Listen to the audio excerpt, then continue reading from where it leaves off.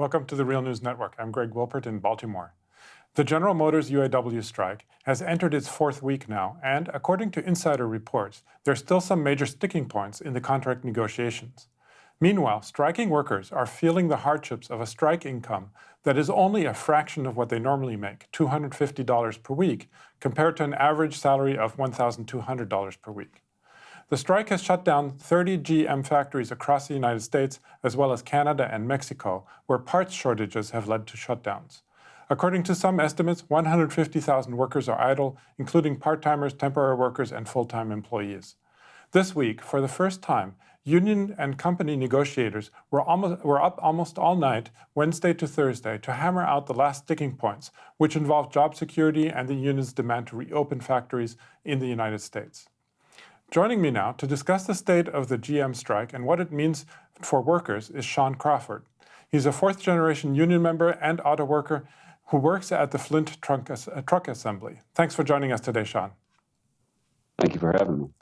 So let's start with how the strike is going from the workers' perspective. It's been almost 4 weeks now. How are the workers seeing it at this point? How is morale? Every time I've been out on the line, everyone's been incredibly positive. And I think the reason for that is because people see the ultimate goal at the end of this strike, right? They've seen their brothers and sisters being exploited as temporary workers. They've seen their brothers and sisters have their jobs outsourced to third-party companies in the very same plant that they work, with different contracts, with lower pay and lower benefits, doing jobs that they used to do that were pretty much slated just for high seniority folks. They see the exploitation of second-tier workers as well. These are all things that we see day in and day out, exploitation of the working class by corporate America. And because we have that in our hearts and we want to see economic justice, I think morale is pretty high because people know it's worth it, you know. Now, in terms of the negotiations, you already said that the main issue is this gap, basically, between temporary or contract workers and the full-time employees. Do you think that, or as far as you know, has there been progress on this issue? And are there any other issues that you would highlight as being key to these negotiations? Well, there are a lot of important issues, right? There are issues of job security. There are issues of healthcare benefits. But I think overall, the most important issue is equality. Because if you're not equal and functioning as a unit, you can't go forward as a unit. You can't demand better things for everybody. When you're divided, it creates resentment. Right? It creates division within a union, and the entire point of having a union is coming together. That is your strength as an organization. So, to me, that's the number one issue. So we can actually move forward together as equals.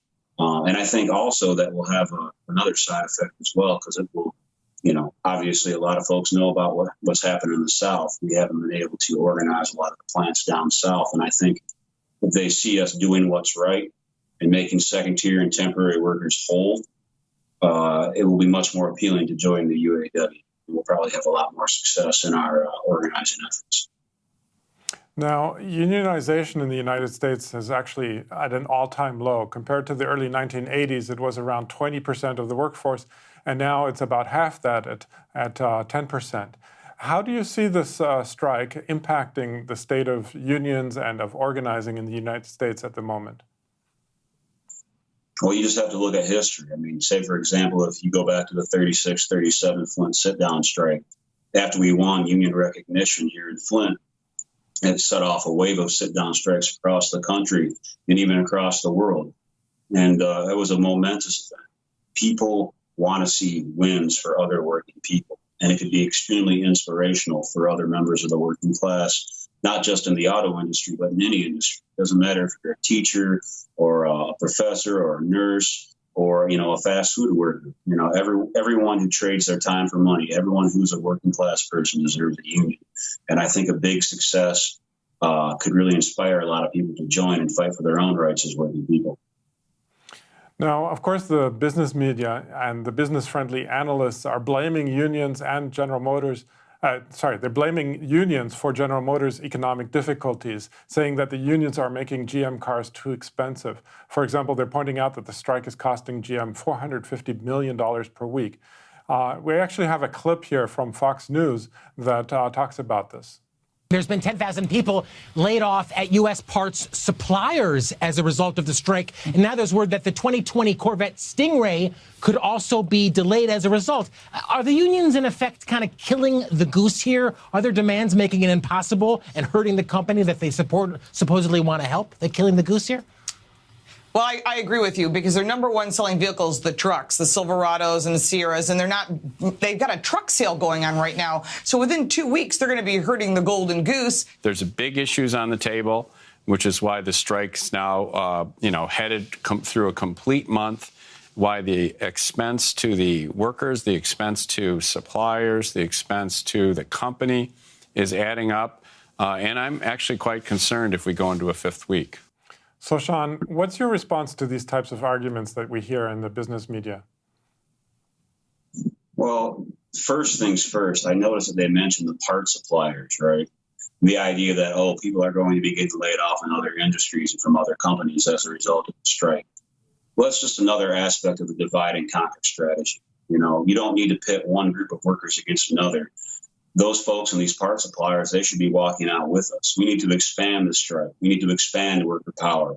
These are the very things that are necessary for us all to have a better quality of life, right? And so you see they're trying to pit worker against worker here. They make no mention of people like Barra, who are making $22 million a year at our expense, right? So not only did the taxpayers bail the companies out here in the U.S. and in Canada, but we've been taking concessions for 30 plus years. They act like we're living so high in the hog. We just have, a reasonable lifestyle where we can actually take care of our families. We're not out here like, these CEOs of these huge companies that are making millions and millions of dollars, right? Where's the anger against them? We need to be working together as workers, as working class people, and have an analysis that encompasses everybody, because as we come together, we gain more power. This needs to happen in all industries and in all countries, and that's how we can all gain a better quality of life. Now, finally, and of course, we don't know exactly how much longer this strike will last, but how do you think people will hold out? As I mentioned in the introduction, they're only getting paid $250 per week. That must be hurting, of course. And so how strong do you think people will be able to hold out until these negotiations are completed? I mean, how much longer? What do you think? Well, there's a lot of community support. A lot of local companies, for example, they understand that we're on strike, so they're allowing us to defer payments on certain things.